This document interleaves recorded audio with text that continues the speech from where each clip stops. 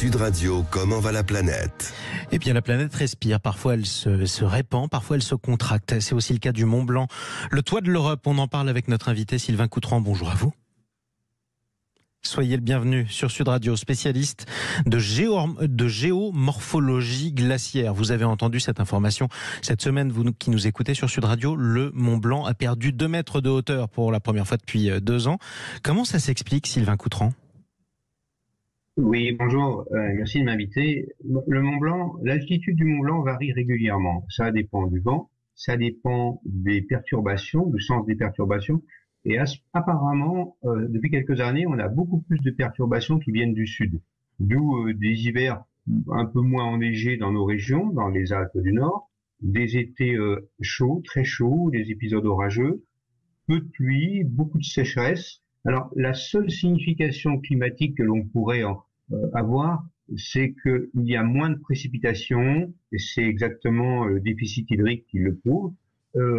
Et donc le Mont Blanc, la congère sommitale, c'est une congère, hein. On a 25 mètres d'épaisseur de neige au sommet, voilà. De neige tassée, hein. Et elle varie d'une année à l'autre. Donc il n'y a pas une grande signification climatique, si ce n'est qu'il y a quand même moins de précipitations. D'accord, donc ça varie. Aujourd'hui, on est à 4805 mètres. Il y a donc un peu moins de glace et un peu moins de neige au sommet du Mont Blanc, j'imagine. Est-ce que la partie rocheuse du Mont Blanc, celle qu'il y a sous ces 25 mètres, elle a tendance aussi à évoluer en altitude ? Alors cette partie rocheuse, elle évolue en fonction de de la surrection des Alpes. Les Alpes, c'est un massif montagneux très actif, très dynamique. Une partie des Alpes sont toujours en surrection, hein, une remontée du massif alpin, à peu près 1 millimètre par an.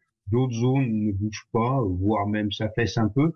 Pour le massif du Mont Blanc, apparemment, c'est 1 millimètre de plus par an. Alors, effectivement, si les mesures étaient faites sur des balises extrêmement précises fixées sur les derniers rochers sommitaux, on aurait une mesure du Mont Blanc depuis 20 et quelques années, 23 ans, où on verrait l'évolution du sommet du Mont Blanc à quelques millimètres près. Là, on se base sur la neige, donc on voit pas l'évolution de la surrection des Alpes, en quelque sorte. Exactement. Est-ce que bientôt, les Alpes cesseront de grandir, un peu comme des plus vieilles chaînes de montagnes, exemple le Jura, dont le destin est de finir par s'éroder petit à petit ? Alors, effectivement, actuellement, on a encore un peu de dynamisme de poussée au niveau des Alpes. Beaucoup de géologues, des experts de la tectonique des plaques pensent que ça va bientôt s'arrêter. Enfin, bientôt, hein. C'est pas demain, ni après-demain, ni même en 2100. Hein. Bientôt, c'est dans quelques millions d'années. Mais là, c'est demain à l'échelle de la planète. Des glaciers. Hein. Voilà. Et à ce moment-là, les Alpes s'affaisseront.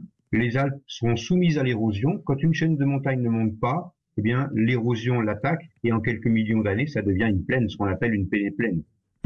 Est-ce que on vient d'en parler, de la baisse de l'altitude du Mont Blanc parce qu'il y avait eu un peu moins de précipitations, parce qu'il avait fait plus chaud.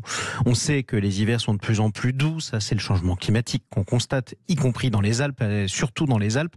Est-ce que ça veut dire que malgré tout, il va falloir qu'on s'habitue à ce que l'altitude du Mont Blanc régresse petit à petit ou pas forcément ? Non, pas forcément. Pas forcément, c'est une question de vent aussi, hein. Le sens d'arrivée des perturbations, la congère se déplace non seulement en hauteur, le socle rocheux est à 4792 mètres à peu près, et cette congère se déplace aussi horizontalement, elle peut varier de quelques mètres, donc d'une année à l'autre on peut avoir des différences de 2 ou 3 mètres.